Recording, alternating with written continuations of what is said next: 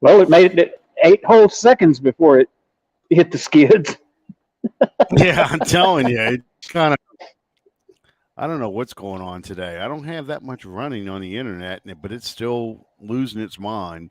Um, Welcome everybody to another exciting episode of Under the Dome. I'm your host Alan Ulrich here with my partner Sean Williams. Back where we started from. Bob is not available tonight. He's got some family stuff he's taking care of, so just be the two of us talking. Um, so Sean, the big news has been no news. Saints fans wanted to sign Jarvis Landry. All I heard all weekend was that he was supposed to be coming in for a visit. I have not seen anything come out about him visiting the Saints or talking with the Saints or anything. But, you know, that story's still out there. Then the other story was they were supposedly interested in Sonny Michel, supposed to have him come in for a visit, but he turned out to sign with the Dolphins. So we are not getting Sonny Michel. So you and I were just talking off the air. That leads next to no running backs available. Yeah, It's really get slim. I think Philip Lindsay is the best one out there, and even he's limited. yeah.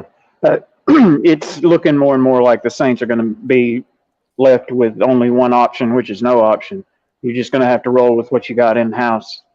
Yeah, I agree. And we haven't heard anything officially if Alvin Kamara is getting suspended. I mean, we we're assuming he will be because um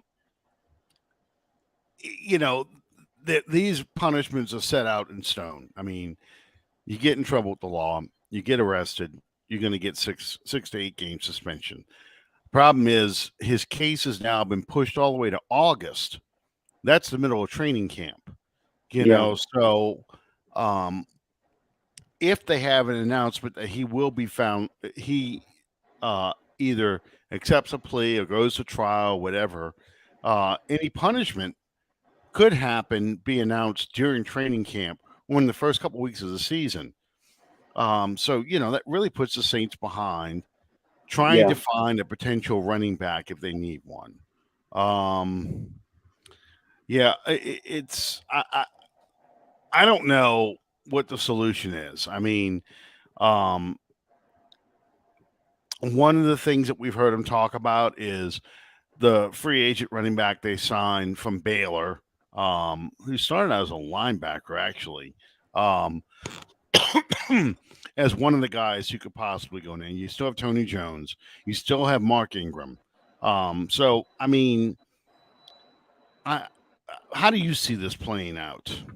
Well, as you and I were discussing off air, we got a sampling of Jones last year, and as you pointed out, he's limited. He's Mm-hmm. slow. He's not. If he doesn't improve his skill set in his game, Mm-hmm. he's not going to be your solution to Alvin Kamara. Right. Um, it, but to make a point here, as far as Kamara suspended or not, there's no doubt in my mind that he'll be suspended. Um, just because, if nothing else, because of where he plays. Yeah, Um, this is true. if if they'll suspend somebody for a DUI and Well, uh, again, that punishment is kind of set, Ray, based off of the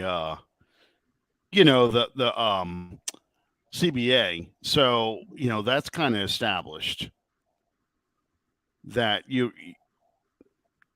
punishment you would get for DUI is 3 games. In fact, that's the thing we have to watch for with Marcus May, because he has a DUI as well. He's coming off of the torn Achilles surgery, but he also has that that's DUI suspension probably looming, which is one of the Yeah. reasons why you have so many defensive backs in. But it's really, the big concern is for me running back. I mean, Yes. I think of every position on the field, that's probably the most concerning one. mhm. So I was looking up while we were talking. I was looking up the running back, Abram Smith from Baylor.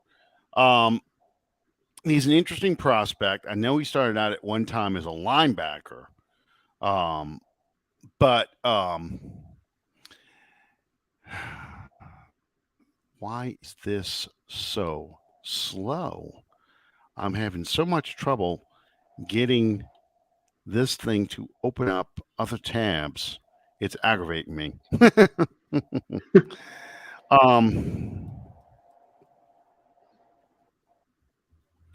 let's see. Okay.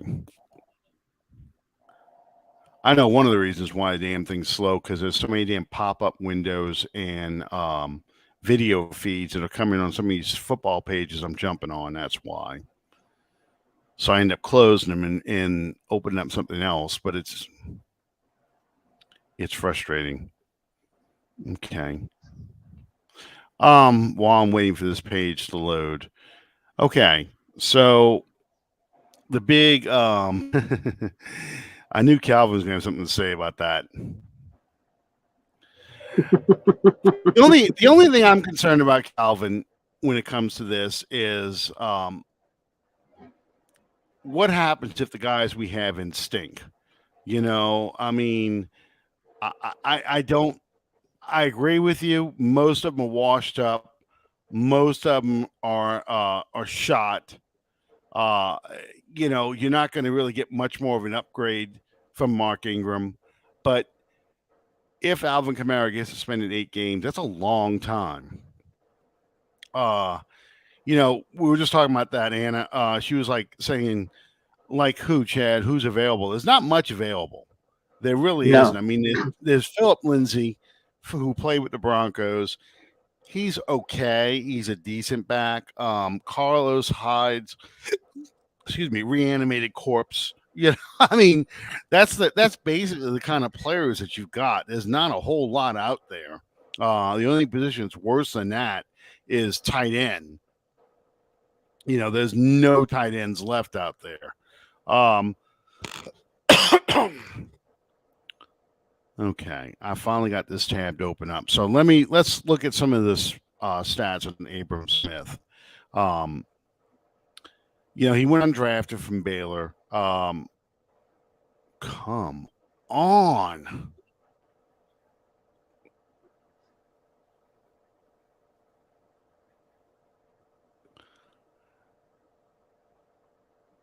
This is almost as bad as Philip right now. It really is.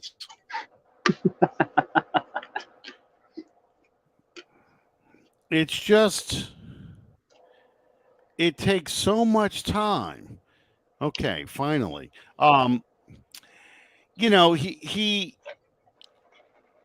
He's a big back. He's a one cut back, fortunately.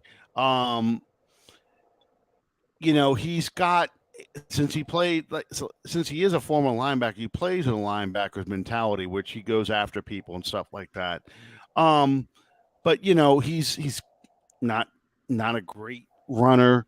Kind of, they describe him as a 1-speed runner with an average burst, which, hey, I'll tell you who else was a 1-speed runner with an average burst, and I'm not claiming that he's the same kind of guy, but Pierre Thomas, that was his knock.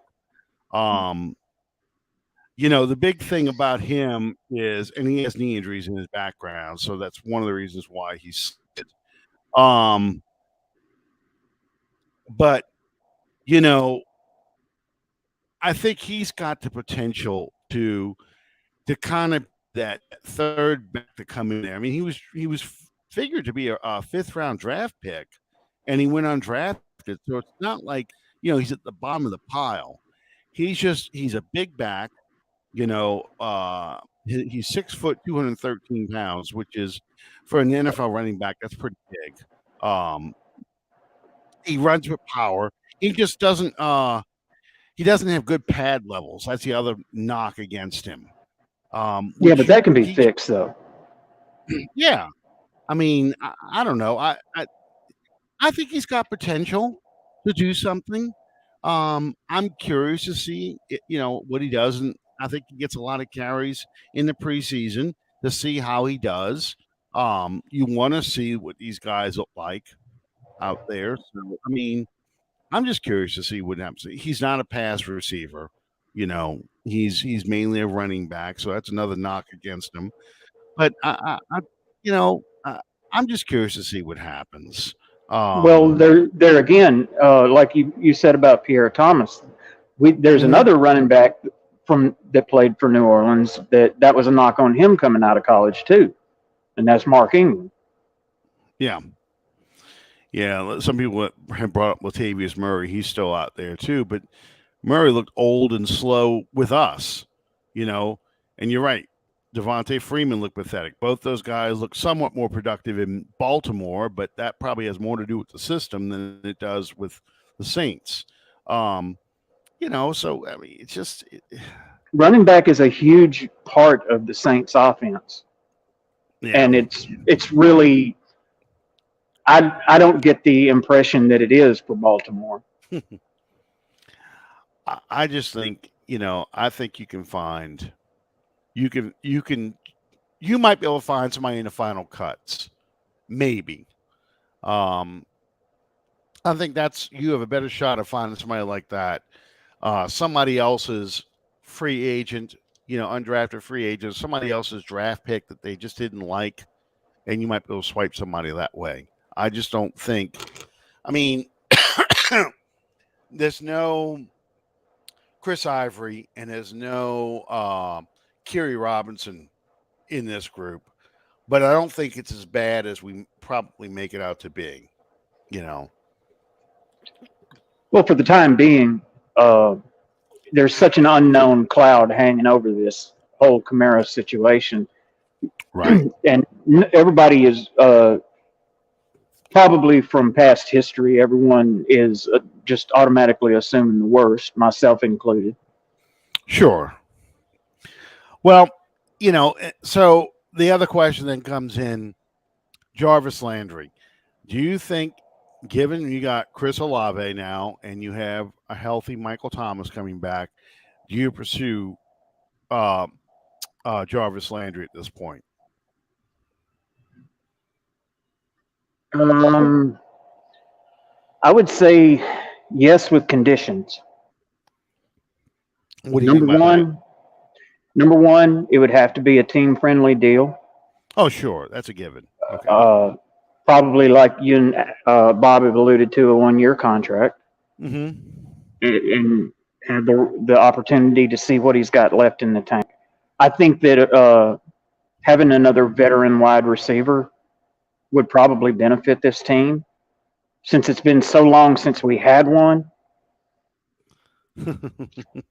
Um, you but know, here, if running back is as dire a situation as what we assume it's going to be without Alvin Kamara, you're going to have to depend on Jameis more than you would with Kamara being there. well, and that's where I was going to go with this.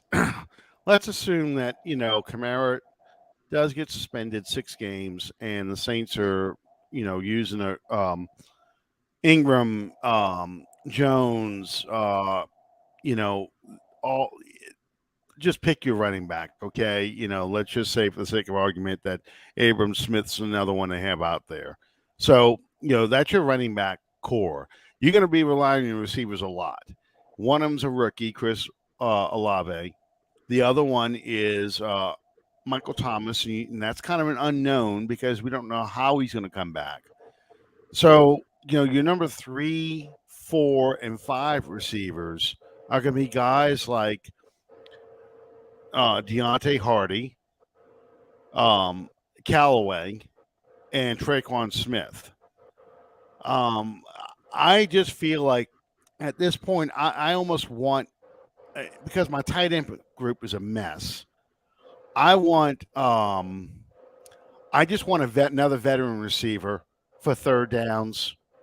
Yeah. If my running game's going to struggle, I want to get a third receiver who has NFL experience, knows how to run routes, knows how to create separation, and you Hmm. can use him on third down once you have some clear out routes with Olave and Thomas.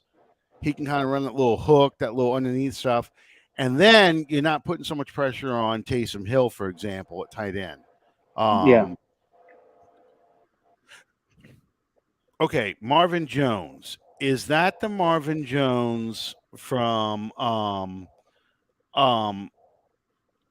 from the Cincinnati Bengals? Are we talking about that Marvin Jones, or are you talking about something more recent than that? I have to admit I don't know much about the Jaguars offensive lineup. I'm trying to remember.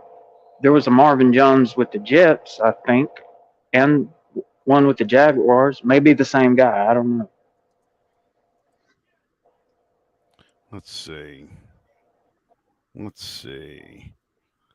And I'm okay, no, it's not the same guy. I didn't think so. Um Yeah, this is a far younger than Marvin Jones. This guy was born in 1990. Um, okay. No, it is. It is the same guy played with the Bengals. It is that old guy. He's 32 years old. Yeah, he started out with the Bengals in 2012. Um, played with Detroit from 2016 to 2019 or Detroit. 2020. That's Yeah, and then his last year he's with the Jaguars. I didn't even know he's a free agent, actually. He's 32 years old. So, could be worth a look. uh, you know, uh, who fought Urban Meyer? Yeah, that's right. That's right. Yeah. Okay. Yeah, he played in college at Cam Jordan.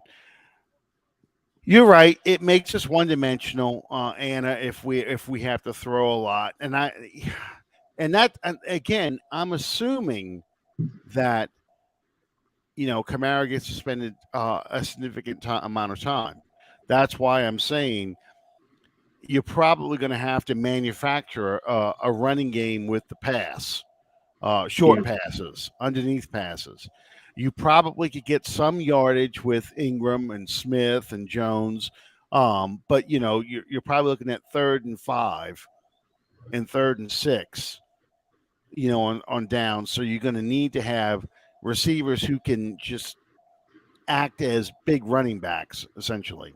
Uh, that's where I think Taysom Hill might come into play. That's why I'm thinking if you give a veteran receiver, um, he would be able to get open as an upgrade over a guy like Traquan Smith or Callaway, who are more 50-50 kind of pass catchers. Oh, he's not a free agent. Okay. All right. So you're talking about making a trade for him or see if the Jaguars cut him. So that's all I'm thinking of when it comes to uh, Juice Landry. I'm not sure why they call him Juice. I don't know enough about LSU to know that, but I know they call him Juice Landry. Um, Sean, any other holes that you see on this roster that concern you? Well, that depends on, as again, as you and I talked about, the impending suspension with May. Yeah, I'm concerned about linebacker. And, again, we talked about this last week. Bob and I talked about it, and, you were in there too. Um, Quan Alexander's still out there. I would sign Quan just because, yes, you want to work in the second year guy. I just drew a blank on his name. Pete Werner. I can't want to say Matthew Werner. Matthew Werner is the one who created Mad Men. Different person entirely. But Pete Werner. Um, so you want to have Pete Werner in there and you want to work him in there, but I think you need Quan Alexander in there still as valuable depth who can start sometimes. Um, Absolutely. yeah. And Uh, like we said last week, to reiterate that, this defense is a much better defense with the two of them together, the two being Alexander and Davis. Absolutely. Congratulations, Donald. Congratulations. I grad Congratulations, man. Yeah, my youngest graduates from college next weekend from Tulane. So I'll have three college graduates. We did good. Um, yeah, yeah, you're right. Quan and Demario Davis do feed off each other well, and that's why I think if you rotate Werner and Alexander this year, you set it up for success in the long term. Yeah. Um, so yeah, I just okay. So here's the thing about these things. It's the signing bonus when these players sign these signing bonuses. It's usually a big number because you can prorate that bonus over the length of the contract. So I think it's a 3-year deal. You can push that money to bigger years so that the cap hit gets less, for this year, and you push it more towards the back end of the deal. Talking When about the new, Matthew? yeah, when the new, Yeah, it's a 3-year deal. yeah, when the new CBA and TV contracts all get approved, that's when you see a bigger. Oh, great. Hang on a second here. I got problems. Hang on. All right. Well,